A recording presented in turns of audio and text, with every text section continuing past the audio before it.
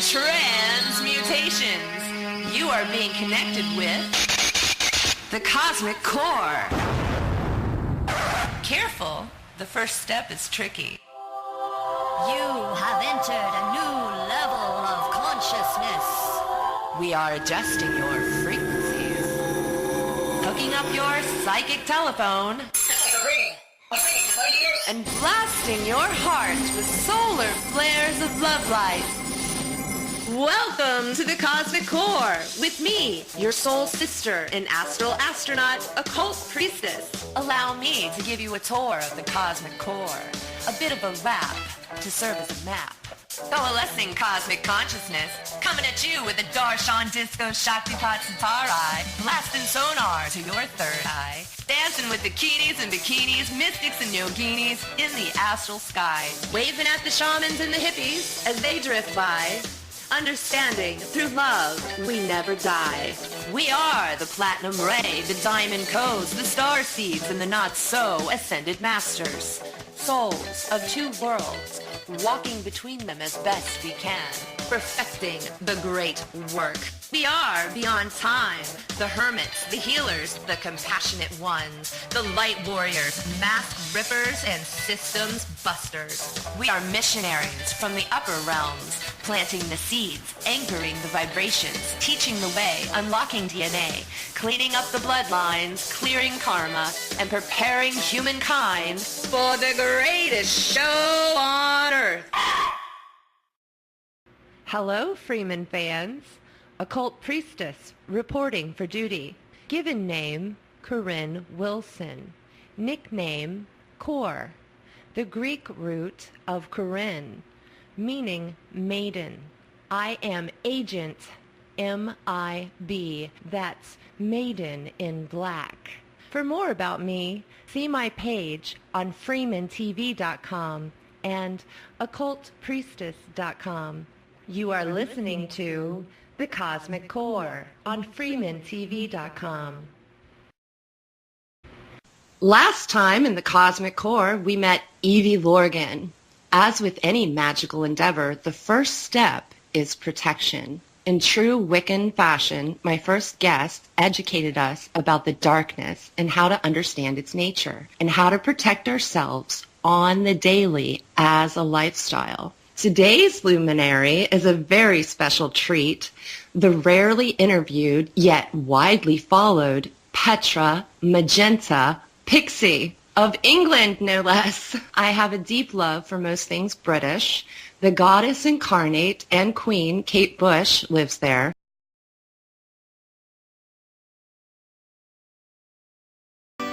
Oh, England, my lion heart, just give me one kiss, an apple blossom.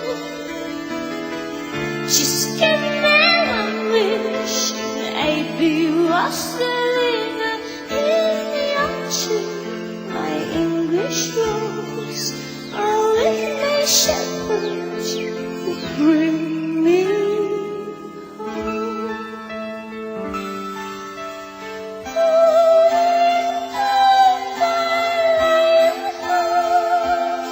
England has always been magical. The underground still does magic and believes in fairies. The late 18th and early 19th century of London was a spiritual hub of the world, boasting Houdini, Dion Fortune, Aleister Crowley, and Sir Arthur Conan Doyle, with a bomb-ass decor mix of Indian spirituality and Victorian charm. The Bohemian Revolution with an absinthe fairy. I've been following Petra Magenta Pixie's work on YouTube for about 7 years. In some of my darkest times, she was there for me, unlocking doors so that I could keep evolving.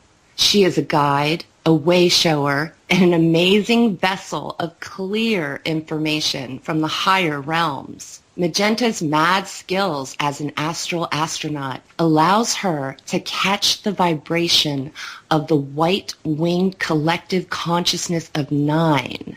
This vibration comes through Magenta Pixie's pineal gland, where magical alchemy happens, and then through her voice, comes the decoded energetic message from the nine in plain English. Yes, be impressed. This is rocket science. I am thrilled to have as my guest Petra Magenta Pixie of the United Kingdom. We have gone international. This is the first time I have spoken with Magenta, and I'm excited, so let's dig in.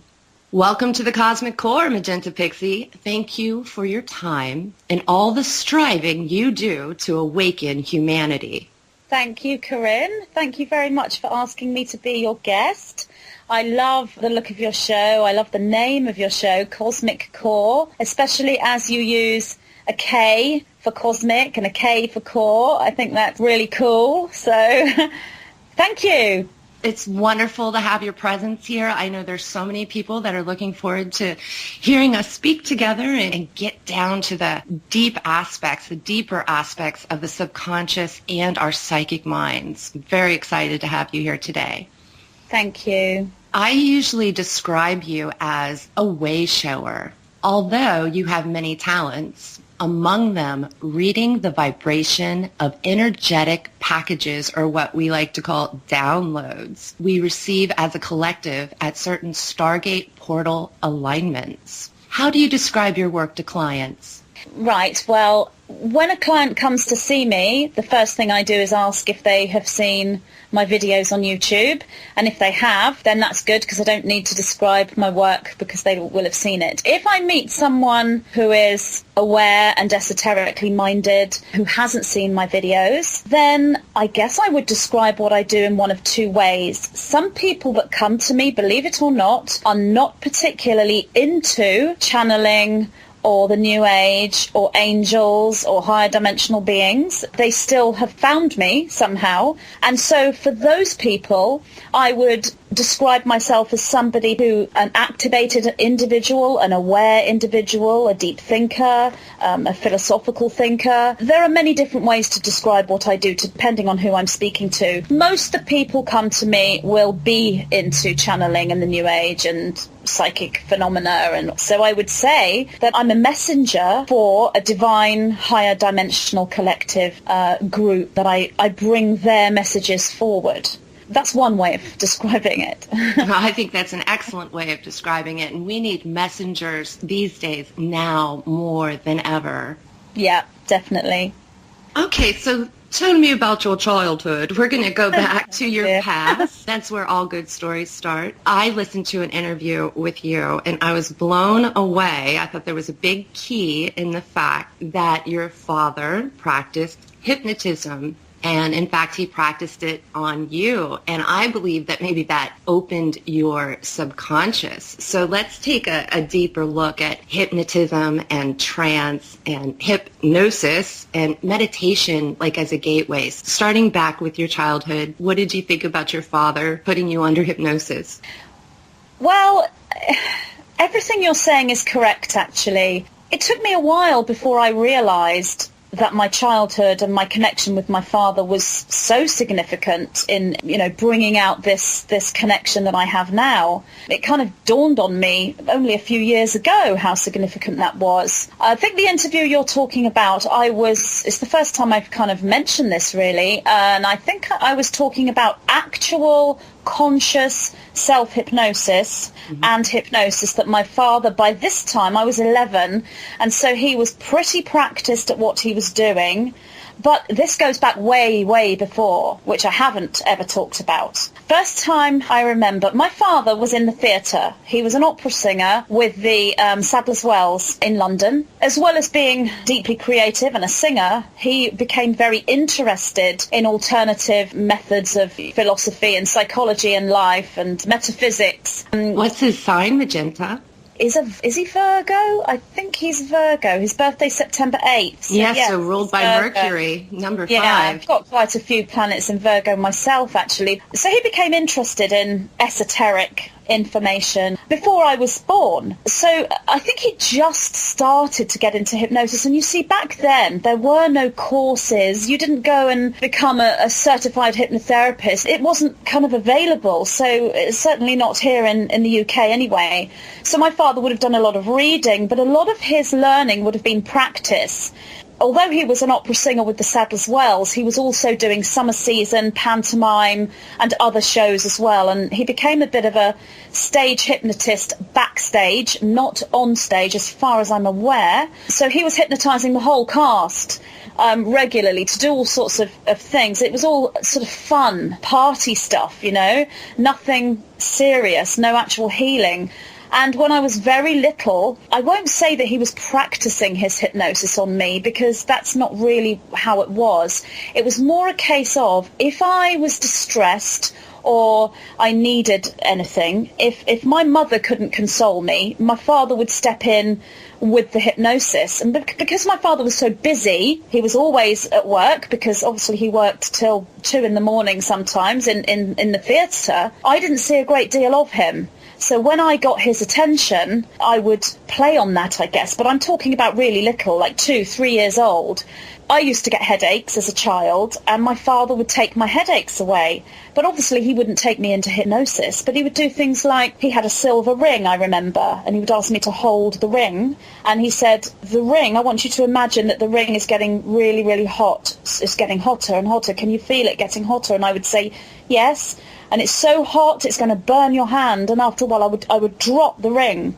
So I think my father realised very quickly that I was incredibly suggestible. Well, obviously, at 3, I would have thought most children would be. So what he would then do is say, the ring is warm now, and it's now magic. It's a magic ring, and it's going to take your headache away. And it would work. He would put the ring on my head, and the headache would go away. This was going on from like 3. Then there was magical work going on, and as I know now, it isn't the hypnotist or the magician that works on you, even though there is an energetic with that. It's you. You are a participatory individual within that energetic connection.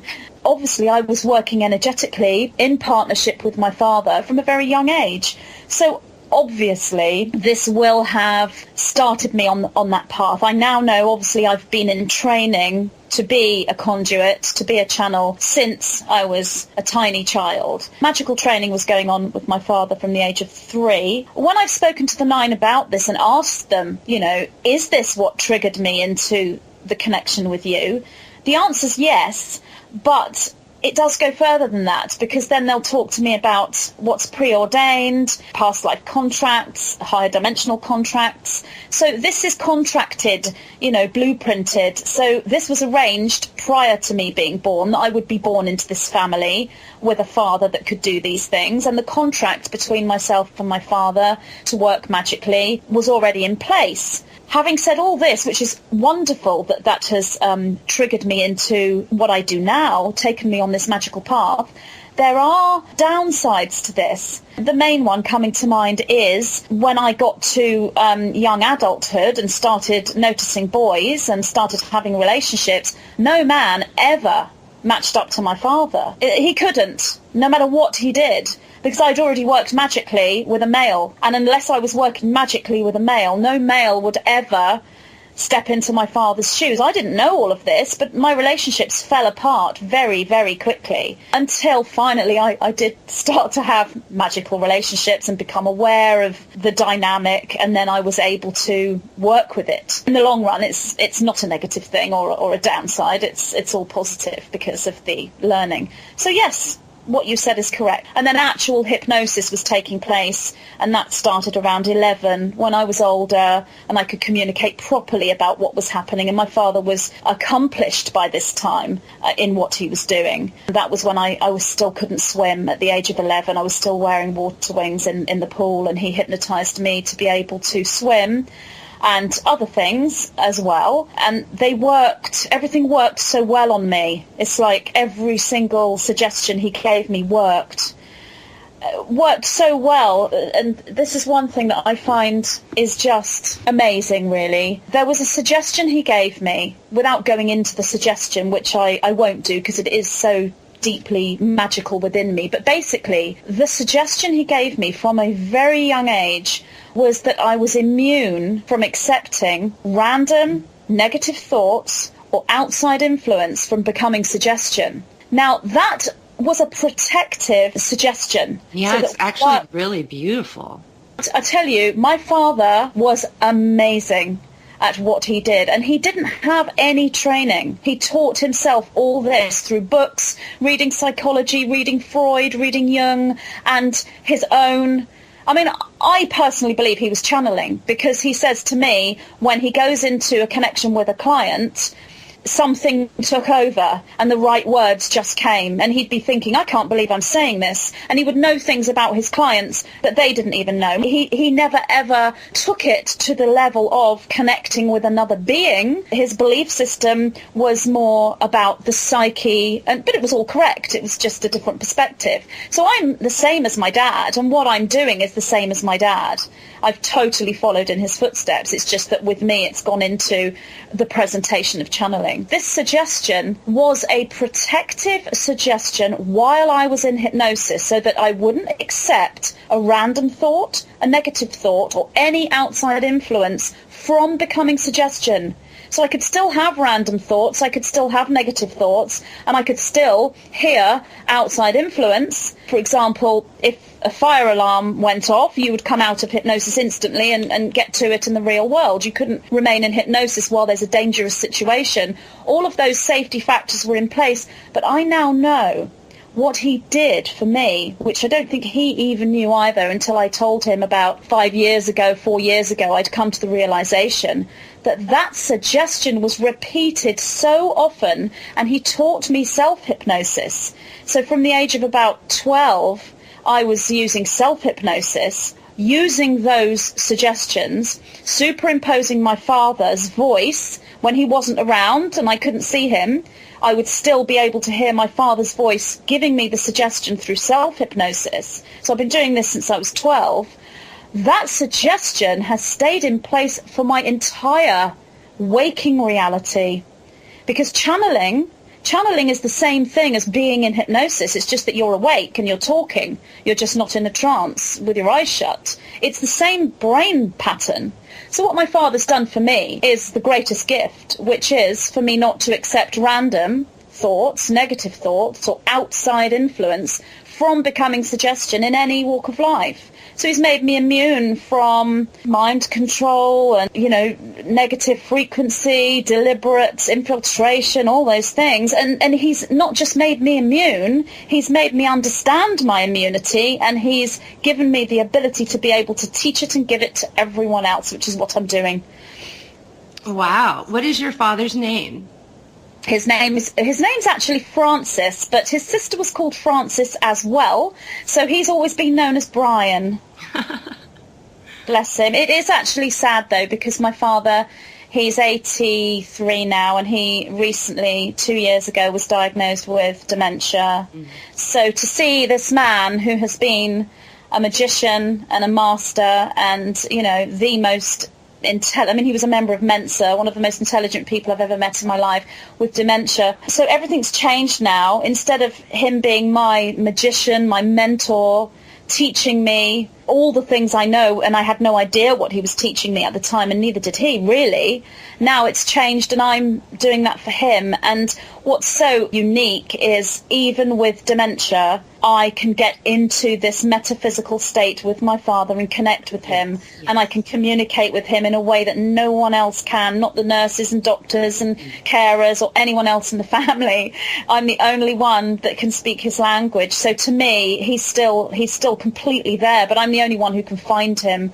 But I do understand how dementia is so very sad for families. And if I wasn't the way I am, I don't know how I'd be coping seeing my father this way. But because of the way I am and the things I know that this is simply a change. That's just the way the universe works. Form changes. But yes, he's still just amazing and my greatest mentor in life, really. Wow, that you can tap in and be with him even in this time where he's feeble. It's amazing. That it proves that the soul is awake and aware even when the body isn't. Exactly. It's amazing. Thank you so much for telling us about your history and how you came to unlock all your gifts in this lifetime through the help of your Merlin-like father. Yeah, he was like Merlin. He is like Merlin. It's true. And now, if I, sometimes I obviously have to make decisions now for my father because of the dementia, and I can speak to the person he was prior to the dementia and ask him how he feels about the decision I'm making for him now. So I can switch times with my father, and I can actually explain this to him in a way as well. Yeah, deep stuff. It is. It's miraculous when we think about it, because I never just put the story in one person's hand. I think, what if everyone had this story? What if the world was full of stories like this? The minute someone becomes aware, they will start to see their own story, and they will start to see the blueprint and understand it, and they will have just as much of an interesting, magical life, because that's what happens, because your entire life becomes sort of fired up with this activation. So when you become aware, you're not just activating you in the now, you're activating you in the all, if you know what I mean. Did you hear that, people? Everyone can do this. Oh, yes. Oh, yes. Yes. But there are steps to take. It's one thing to say everyone can do this. That can be a bit frustrating for some people when they reply with, well, I've tried and I can't. And it's true. Some people get stuck and find that they can't. But if those people relax, open their heart and truly ask, whatever way that may be, and really, really want this awareness, then yes, it will come. But they need to have their eyes open and pay attention to the way it happens, because sometimes you're waiting for this big sign and it could be something that you're not aware of. The next step isn't always a big cosmic sign. It's often subtle, and it's amazing how it works. But yes, it can come to everybody. And like synchronicity is something that we can all jive with. And it's just a bigger form of synchronicity in some ways. Yes, absolutely. And that's what the 9 call the meaningful subjective experience. So it's your subjective experience, which is meaningful in the way that you add it all up, and then you tie up all the dots, and then you get this epiphany like, wow. And if you listen to any spiritual teacher or anyone who is talking about their journey, they will speak about this meaningful subjective experience that they have been through. So, yeah, everyone, this is how it works. This is how it works. Okay, so I'm going to go into some history and some quotes here. Hypnosis is how we used to work in ancient times before these low vibrational incarnations. With the help sometimes of a psyche active plant, we awaken sleepers through opening their third eye through meditation and Shaktipat initiations. And here's a quote. In Greece, sleep temples were created and dedicated to the god of healing Asclepios. These temples were constructed by the Greeks in the 4th and 5th centuries BC. There were 420 temples spread across ancient Greece. The temple was considered a sacred place where a sick person would enter a state of sleep. The priest used chanting and spells to put the patient into a trance, also known as incubation. Healing would take place while the person was being cured in a trance-like deep sleep. Also, in India, yogis and rishis utilized self-hypnosis during meditation to still their minds. In India, the word hypnosis is referred to as samohan and has been practiced in India since the Vedic times, 15,000 BC. Wand Tai was known as the father of Chinese medicine, and he wrote about a technique involving chanting and the passing of hands over the body. The modern history of hypnosis began in the year 1774 with a priest, Father Johann Gassner. And he used hypnosis, forget this, to perform exorcisms.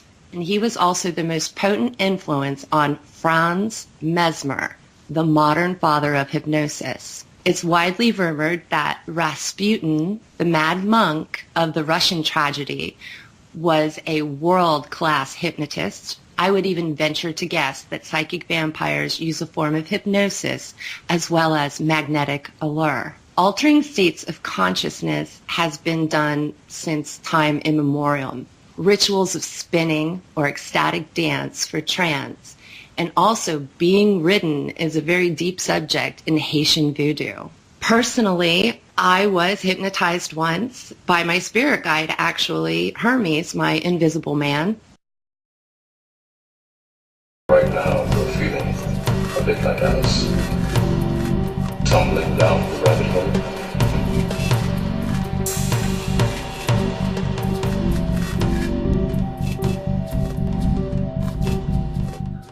Right around this time, Hermes began to look at me with hypno eyes, as I called them. When Hermes' eyes became black and white pinwheels and I began to fall into them, I called them hypno eyes and took great notice of this change in my spirit guide. I saw him with hypno eyes. They were like pinwheels spinning back and forth. And I fell into a state of trance, and this is how my Kundalini awakening actually started. And there's a video on that on my channel, Occult Priestess, on YouTube, under Kundalini Journey. One last quote here. In his book, A Search in Secret Egypt, concerning how ancient Egyptians conducted their initiation rites, Dr. Paul Brunton wrote, quote, although this process of initiation bore all the outward semblance of expert hypnotism, it was something that went far beyond the entrancement methods of our modern experimenters, who tap the subconscious mind of man but cannot make their subjects conscious of still profounder planes of existence. Paul Brunton published that book in 1936. He traveled extensively in the Orient, living among yogis, mystics, and holy men. Many in the Freeman audience are familiar with MK Ultra, sleep paralysis, voice-to-skull technology, possession, and various other types of consciousness hijacking. Both mind control and channeling have disassociation in common.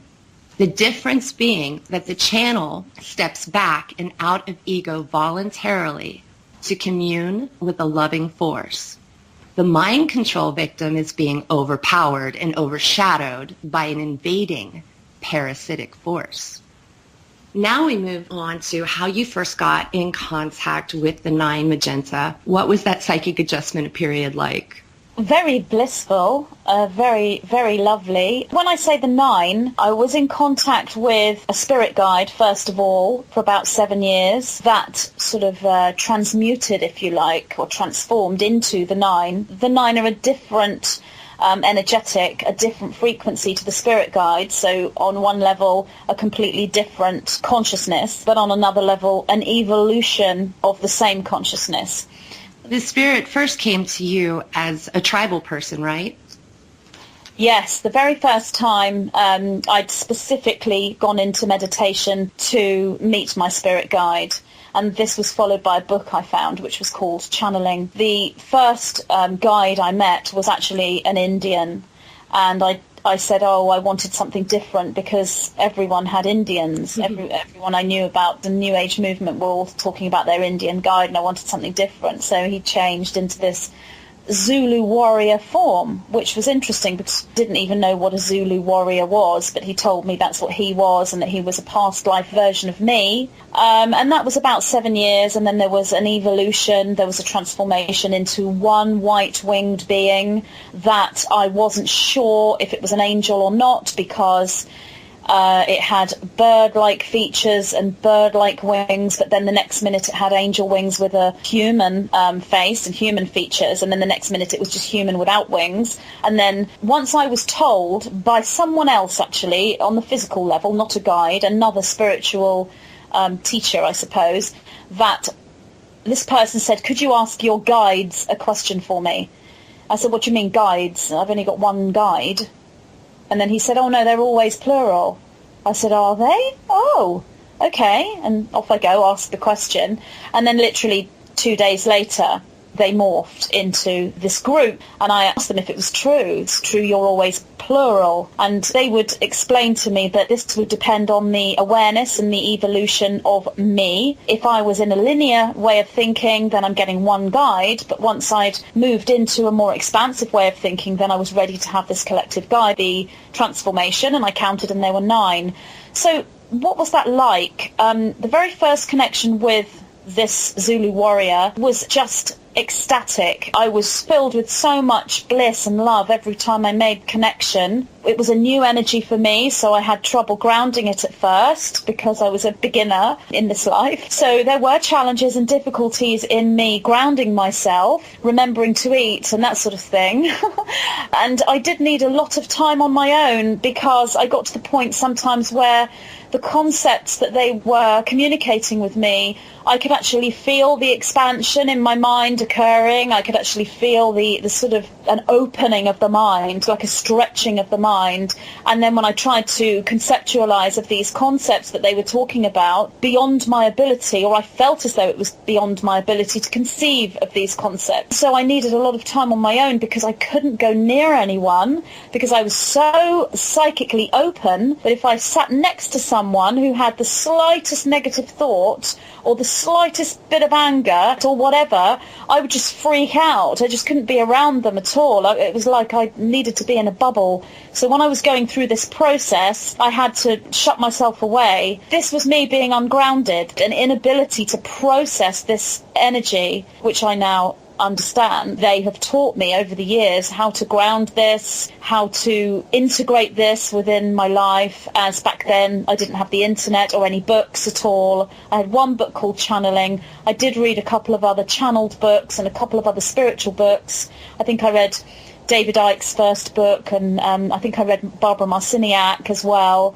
Bringers of the Dawn. Other than that, I didn't have anyone to teach me on this level. I had my father, and when I went back to him and told him what was happening, he's trying to place all of this on a psychological level, and, you know, saying, well, I think this is your vast imagination, and you have got an amazing imagination.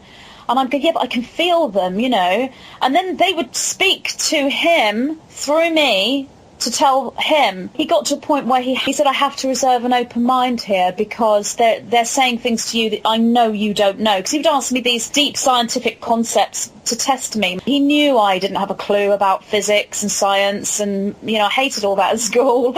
So he would ask me this stuff, and this guide would come forward and talk to him and tell him things. And often it would be a bit sort of...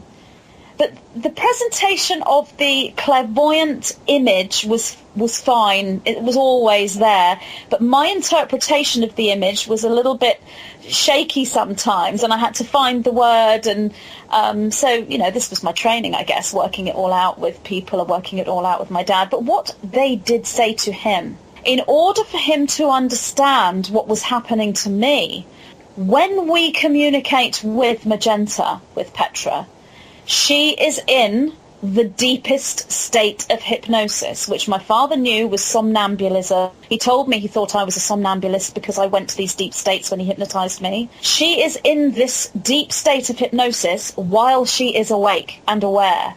And my father said, that is impossible.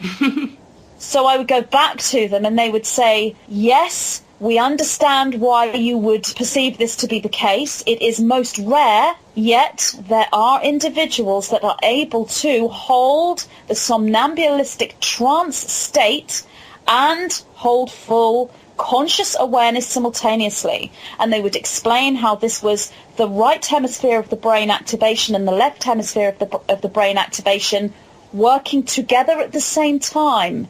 Whereas what happens in the third dimension with most humans is when individuals are awake in their everyday life, the conscious mind is at the fore. So this is, you know, the left-brained logic, the right-brained experience, but it would be the conscious mind at the fore. The subconscious mind is working away in the background, taking in everything on the periphery. And then when one goes to sleep, the subconscious mind takes over, the conscious mind takes a back seat. So that periphery, that sort of higher viewpoint comes forward and works everything out in your dreams. So what they were actually saying to my father was, that's happening to me while I talk to them. I'm in the state one would be in when they're asleep and awake. And he finally kind of opened up to this information. He did start sort of looking at more metaphysical information. He absolutely adores Deepak Chopra, and I have to say, even with his dementia, he still reads him.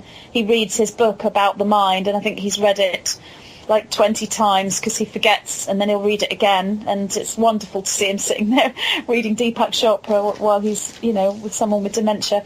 So that's how they communicated with him about what they were doing. So I did have my father to help. I did have another friend who also had been through a spiritual path. My brother was on a spiritual path in a sort of different way, so he was there. But a lot of the time, no one understood why I couldn't be around other people. No one could tell me why I couldn't go out in public. I now know this is me being incredibly sensitive, in a state of very high awareness and expansion, that my body wasn't able to ground, and it was me being ungrounded. And then, of course, there was the training in more of a darker area as well, because if you are going to expand and open up into these realms and make communication, you don't just stay in the realm of the light, especially if there are issues within you that you haven't looked at. Obviously, I was being trained to be a teacher in all those areas, so I met the dark realms as well with no training at all. And what guidance would do, whether it was White Spirit or the Nine, would step back and let me loose, let me go, and I wouldn't feel that they were there. But they always were, and they would always come in. When you ask how was it was a wonderful, wonderful journey. It was really blissful. It was amazing. It was like something I'd never experienced before. I just couldn't believe that life was just full of such magic and such richness. But it was also scary at times, and I doubted myself. So it was a challenge. A blissful challenge, I guess, is the best way to explain it. That is fabulous. And it is. It's like a fairy tale, because there's dark and light, and the friction comes together to create this fabulous fairy tale just for you. Exactly. So it's really wonderful. Yeah. People call us names like visionaries, oracles, seers. So what does it mean? You started going into it, just a little bit more explanation about having this portal of the third eye open and traveling, your consciousness traveling outside of your physical body into other realms. How do you describe that? What you mean when it first happened? Just in general, for people who don't know yet. Right. Okay, well, with me, I had no idea I didn't know what chakras were, really. I didn't know about the third eye or the pineal gland or anything. But the information I have now, what's actually happening is the energy system is transforming. One could liken it to, if energy system that is the true aspect of you, an energy system that is part of you or around you or within you, that is lying sort of dormant, if you like. And once you become aware, you switch that on, you turn it on, like flipping a light switch. A computer actually is a better analogy, like turning on a computer, and you start working within that computer system. So things start to change within the energy system. When the energy system starts to change and transmute and transform, then this starts to occur in the physical body. This is occurring within the chemical system of the body, the hormonal system of the body, the endocrine system, the brain waves, and the pineal gland starts to become activated, if you like. You start to be able to have these visionary states. I found it interesting that the pineal and the heart are the only places in the body that there's an actual light. They actually give off light. Yes, I mean, I don't know that biologically. I've never learned that biologically, but the Nine have shown me the light within the pineal gland and the light within the heart. It's kind of like a cross between electricity and crystal. Pineal gland is like electricity passing through a crystal to create light. And with the heart, it's kind of the same thing. The heart is, the Nine sometimes refer to it as the heart brain, because it has its own, well, so do all the organs, actually. All the organs have their own consciousness, but the heart thinks independently of the rest of the system. And the pineal gland is kind of, they call it the seat of God, don't they? It's kind of like the doorway. That is the portal. Once the pineal gland is activated, that is the portal into other dimensions. And so using these metaphors, saying portal into other dimensions, when somebody's aware and is following this, they completely understand what that means. But if somebody isn't aware and doesn't follow this, then sometimes you have to try and find different words to explain what that would mean. And what it would mean is, if you explain the pineal gland as being an eye within the brain, scientists still don't understand what it's there for. And it does have,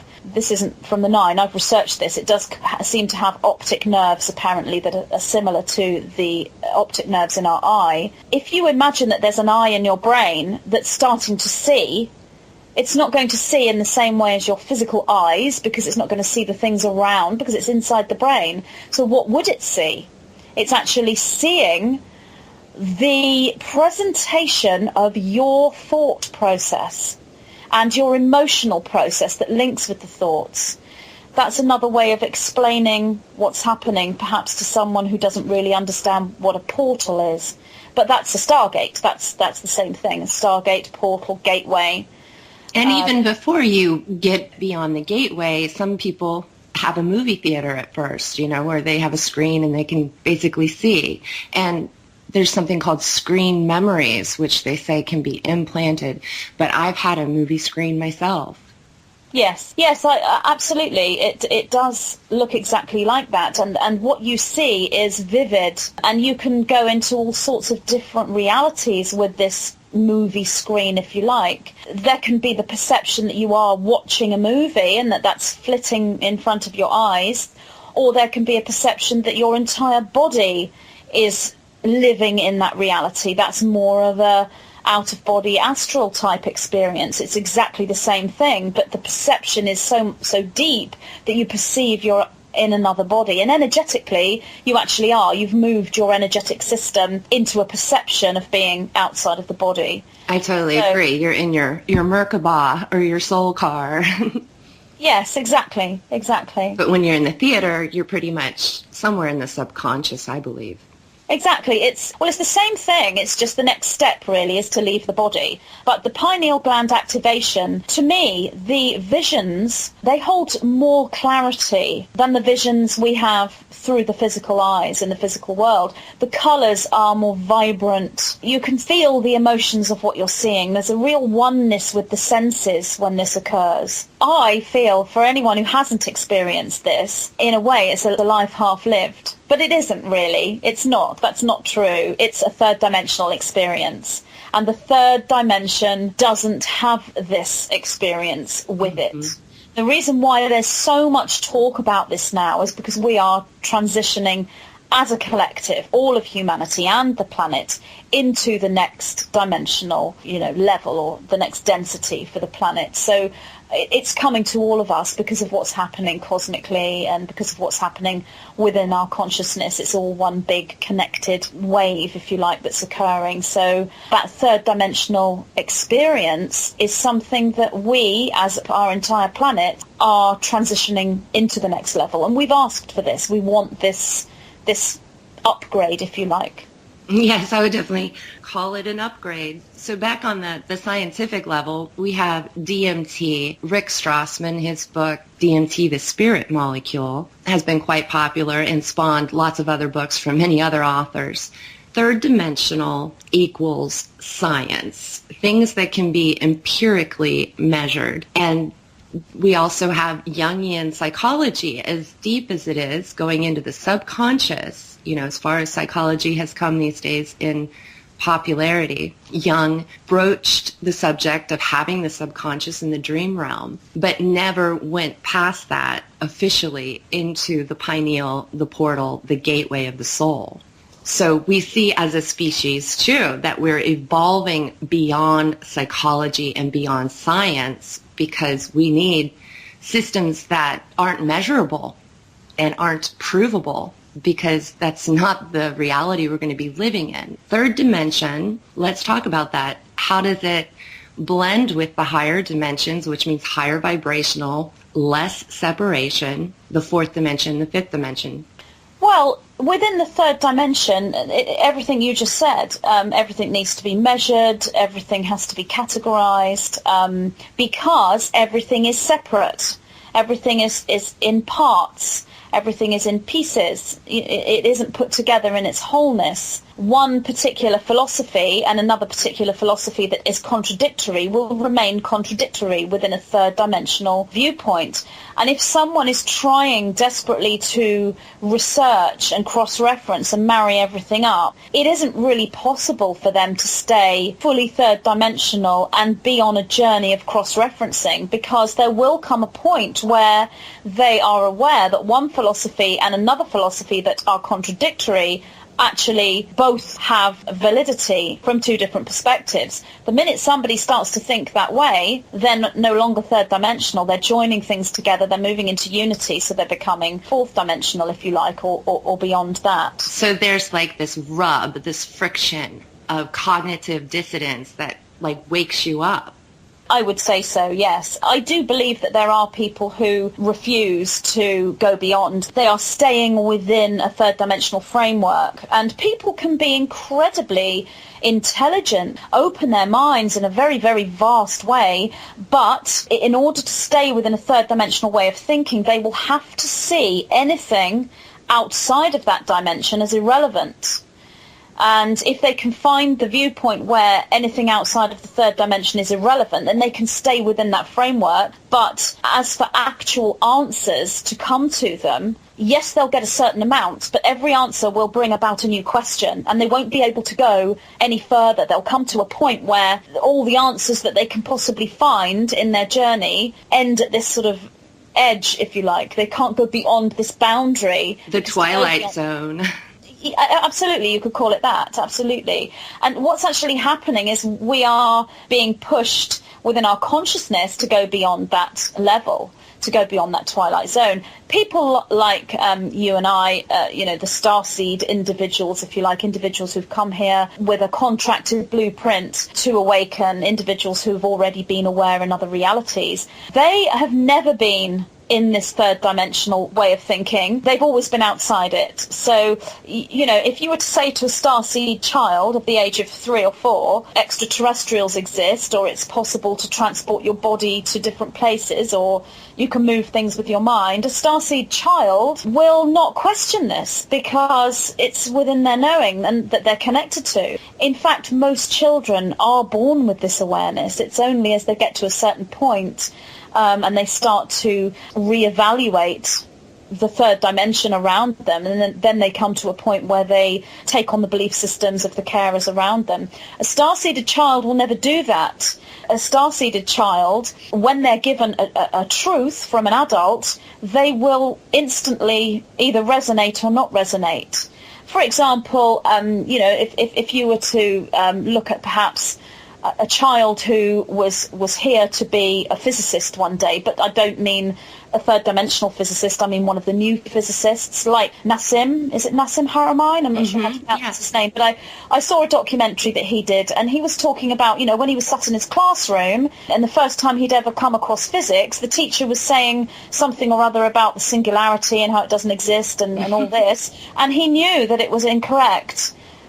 How? Because he was never in a third dimensional way of thinking in the first place, because he was a star-seeded child that had already gone through a third dimensional experience prior to this incarnation, and those memories were activated and switched on when he was born. He's one example of millions of people here on this planet now who are all like that. Yeah. So they're way beyond the third dimension from birth. I would like to confirm that. One day I asked Hermes, about the third dimension. He's like, you really don't know much about the third dimension. You were never actually in it. And that kind of blew me away. Like, wow, okay. And then I was told again by my soul that I took a vow in my first incarnation here on this planet that I would always see, I would always have the vision in every lifetime. In some lifetimes it didn't work out very well for me, but in most it did. That vow, the memory of that vow is pretty much, that's the interpretation of what I would call the energy package or the code that every star-seeded individual will come in with, because a vow that I will always see is a translation of that code. If you envisage each star-seeded individual outside of the body to be a matrix of light, wow, a computer system, they will come in with codes, and you can translate those codes into vows and sayings and questions and all sorts. That vow is something every star-seeded child will come in with, so that they will always see. Because the reason for this is, when we come into this reality, we have to come in with a veil, you know, with this sort of veil of forgetfulness. We go into this amnesia state, because we can't function within the third dimension without that. However, in order to do our mission and move into activation and awareness and memory, we must have something aware and programmed. We need to have some of the codons switched on. So we get this balance of just enough amnesia to be able to function in the third dimension, with just enough memory switched on so that we can move beyond that when the time is right. So we will come in with the memory of making the vow that I will always see, or I will not fully forget. That's the kind of translation of that code. Wow, that's amazing. Thank you so much for explaining that for all of us. Oh, that's okay. This is new information that came through earlier this year, which I've now written into a book. The Nine have been talking in a slightly different. I guess they've always spoken this way in videos, but for me, in a conscious way, they haven't communicated quite so much about the energy system of the body being a matrix. Being a series of codes. They've spoken more in a fifth dimensional archetypal sense about who they are and how they communicate with me. The reason why this is happening is because collectively the star-seeded individuals, the aware ones, the light bearers, the way showers, whatever word you want to give these individuals, indicos, crystals, it's very recent that we have switched collectively from a fifth dimensional experience into the exploration of a sixth dimensional experience. So although this is not cut and dried and quite as linear, it's not a case of these months you'll be fifth dimensional and then bang on this date you'll be sixth dimensional, but it is an example, a translation of how it is. And now collectively the sixth dimension is being experienced by these aware individuals. So anyone who is on this path will start to be not only see geometry, because one has been seeing the geometry of the universe the minute one wakes up. The geometry is what comes to you, because it is everything. But we're starting to translate the geometry now. We're starting to work out what the geometry means, and we're starting to translate it in our own lives. So that's what the information that came through earlier this year about the energy system being this matrix, and how these past life memories, these vows we've made, and it's very interesting that we use the word vow, because vow is like an ancient word for contract. Yes. We would use the word contract now, but the reason why you use the word vow is because in that reality, in that time period, you will have made a vow. Exactly the same with me. I also remember making a vow rather than a contract, because we will have had incarnations at that time in the more ancient time period. So these vows, these contracts, these agreements on one level are actually what they are. They're actually vows and agreements that we've consciously made from a physical perspective whilst being in the lifetime, an actual physical lifetime, or we've made agreements and contracts on a soul level, on a higher self level, on a collective light being level, starseed level. But then we can go further with this metaphor. And this is a geometric code, a specific geometry locking together with another geometry to become one. And that is the vow itself. That is the contract itself. This creates the pattern for the blueprint for the individual when they incarnate. And all these vows and contracts are then locked into the blueprint and can be experienced in many different ways as long as they match the original geometric lock. That's the information that's been coming forward this year. That's brilliant. Yeah. It's full of light, that information. It feels like oxygen and bubbles to me. But I was having a vision as you were talking about the star-seeded individuals. I saw amorphous, like glowy gold bodies all over the planet. And within each one was a tuning fork. And that tuning fork was resonating. And this seemed like mostly younger people, like around the age of 12, right before puberty. But I do feel this congruent energy of how they're tuning with each other and raising the helping to raise the vibration. Oh, yes, absolutely spot on. That is a very, very aligned metaphor for what's happening. Glowing gold, we're looking at the golden mean, the Fibonacci sequence, the golden mean. That is the code of bliss and transformation, the crystalline code. The tuning fork represents the frequency in one being caught in the frequency of the other, so we have this resonance. And when it's amongst the youngsters, it's very rapid, because most of the individuals of that age now, children, most of them are star-seeded now. Amazing. So what a blessing. it is amazing. It is absolutely amazing when you look at the grand plan of reality. Okay, so how do people find you, Magenta Pixie? And tell us all about that book, please. Right, well, you can find me at magentapixie.com. And when you go onto my website, you'll see a link to my YouTube, which will have all my YouTube videos. You'll see a link to meditations, guided meditations that I've channeled from the 9. And then there'll be a link there about the books. The book is called The Masters of the Matrix. And that title was given to me before I even knew it was going to be a book. The title came through in a conversation with someone who was actually asking questions to me about past life contracts. And they asked so many questions that I didn't have the answer as Magenta. So I brought the 9 forward, and they started to come out with all this information.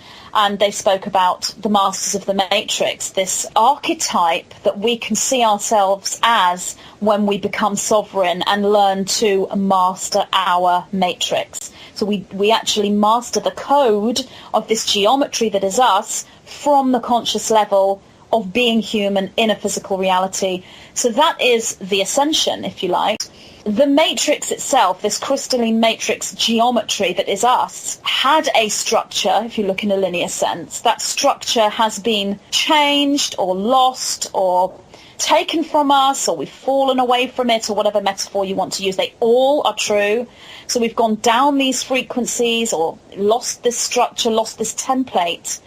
And now we are reconstructing this template. We are coming back to this crystalline matrix.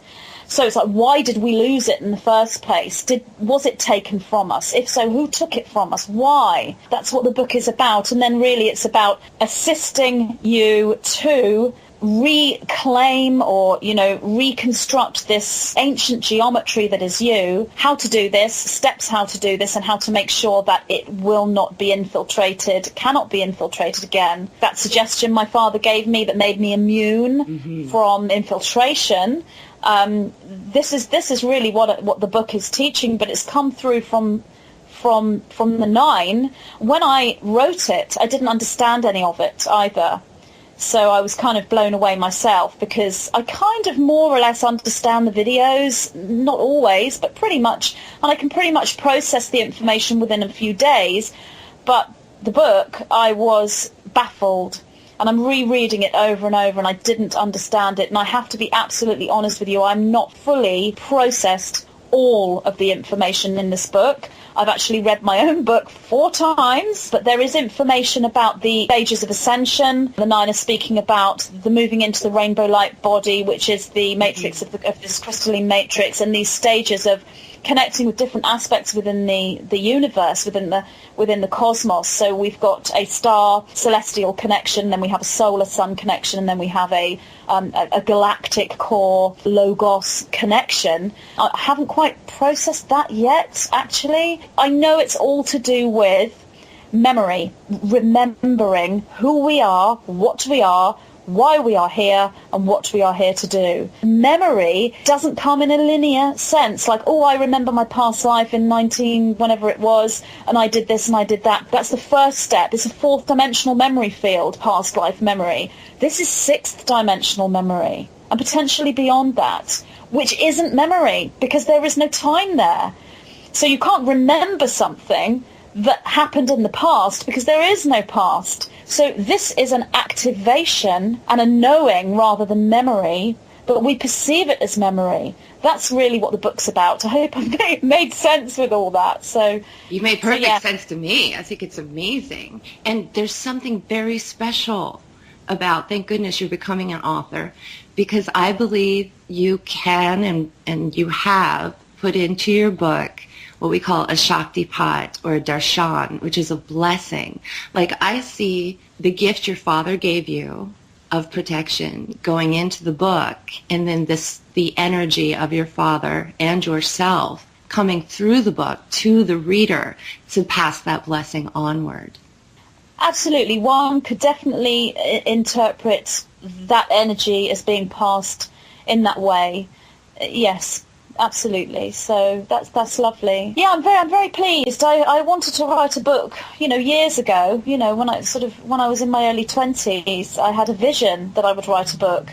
This vision, obviously, in order to complete the vision, my partner, he has designed the front cover for me, and he knows about the rainbow, and I very much believe in closing the circle. If you've had a vision many years ago, you don't have to sit and wait for it to come true. You can make it come true, because when you make it come true, you are really taking action to create your reality. So you're consciously creating what you saw. Yeah, we don't rest on our laurels. We keep moving forward.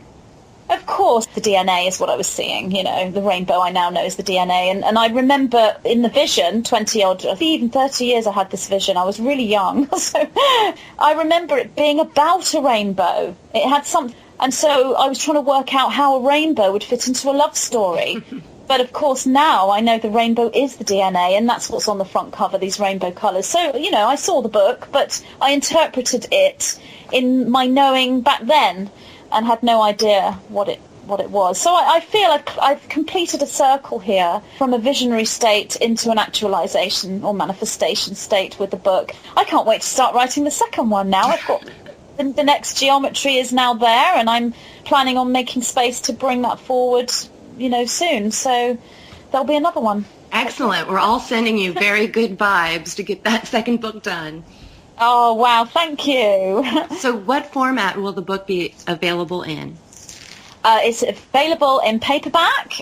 It'll be available on Amazon in paperback, and it will also be on the Kindle as well. All right. Well, thank you. We're wrapping up our first hour here on the Kosmic Kore with Petra Magenta Pixie. That's magentapixie.com. And you can always find me, Occult Priestess, at freemantv.com and occultpriestess.com. For members, join us in the members section for hour 2, where things get real. We're going to talk about the different dimensions, also transhumanism versus ascension. Oh, we stopped at 1111. That is amazing. Really? Yes. Oh, wow, that is amazing. And it's really strange because my book is 144 pages. Oh, my goodness. It is. The last page is 144, I know. Can you believe that? That's amazing.